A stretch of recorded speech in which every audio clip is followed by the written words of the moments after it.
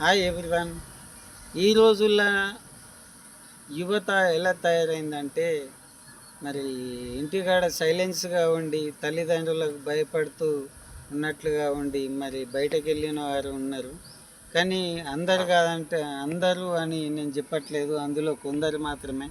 కానీ ఏంటంటే ఎప్పుడే కానీ ఇప్పుడు యువత స్టడీగా మారి ఒకరికొకరు ఆకర్షణగా మ్యాగ్నెట్గా ఒక లవ్ అనేది ఒక మ్యాగ్నెట్గా తయారైంది. కాబట్టి ఇప్పుడు యువత అడ్డదారిన పడుతుంది ఈ సోషల్ నెట్వర్క్ ద్వారా. కాబట్టి మనమందరం ఏంటంటే యువత కానీ ఎవరైనా కానీ ఈ సోషల్ నెట్వర్క్లో టైం వేస్ట్ చేసుకోకుండా, మన బతుకులను నాశనం చేసుకోకుండా మన స్టడీకి ఎక్కువ ప్రిఫరెన్స్ ఇవ్వండి, మనం చేసే ప్రతి పనికి ప్రిఫరెన్స్ ఇవ్వండి.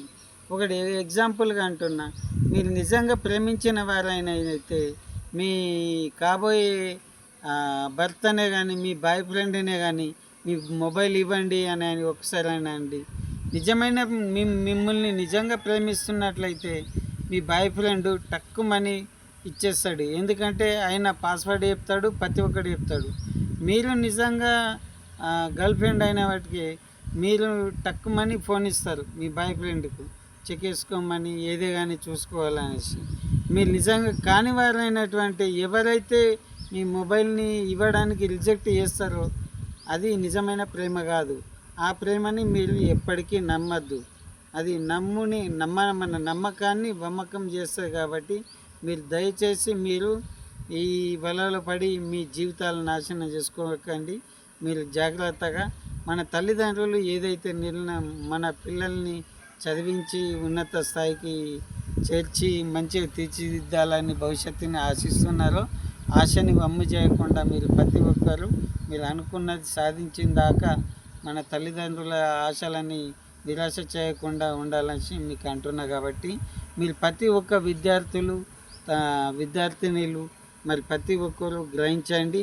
అందులో మన పిల్లలకు మా పిల్లలు కూడా ఉన్నారు కాబట్టి మీకే అనడం లేదు. కాబట్టి ఈ నేటి సమాజంలో ఈ రోజులలో ముఖ్యంగా అన్నీ ఇవే సిచ్యువేషన్స్ జరుగుతున్నాయి. కాబట్టి ప్రతి ఒక్కరికి నేను విన్నవించుకుంటున్నాను.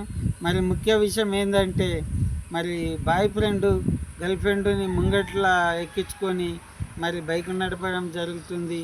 వీళ్ళిద్దరూ ముచ్చట్లు జరుపుకుంటూ మరి బైక్ నడపడంతో యాక్సిడెంట్లు జరగడం జరుగుతుంది. కాబట్టి మీరు మంచిగా గమనించి మీరు నిర్ణయం తీసుకోండి. ఎందుకంటే చిన్న ఉన్నప్పటి నుంచి పెంచి పెద్ద చేసి పై స్థాయికి తెచ్చి చదువులు ఇస్తారు. కాబట్టి మీరు ప్రతి ఒక్కరూ ఇప్పుడే మీకు చిన్న వయసులోనే ఉండి తొందరగా పెరిగిరు అని అనుకోకండి. ఎంత పెట్టి ఎక్కడి దాకా ఇస్తే మీరు ఉన్నత స్థాయికి ఎదిగిరు అనేసి మీరు ఉద్దేశించి ఆలోచించుకొని నిర్ణయించుకోవాలని కోరుచున్నాను. మరి నేను ఈ చిన్న వీడియో పెట్టినందుకు మరి మీకు నచ్చినైతే లైక్ కొట్టండి, షేర్ చేయండి, సబ్స్క్రైబ్ చేసుకోండి. మరి ఓకే మరి బాయ్, ఉంటాను అందరికీ. ఓకే మరి బాయ్.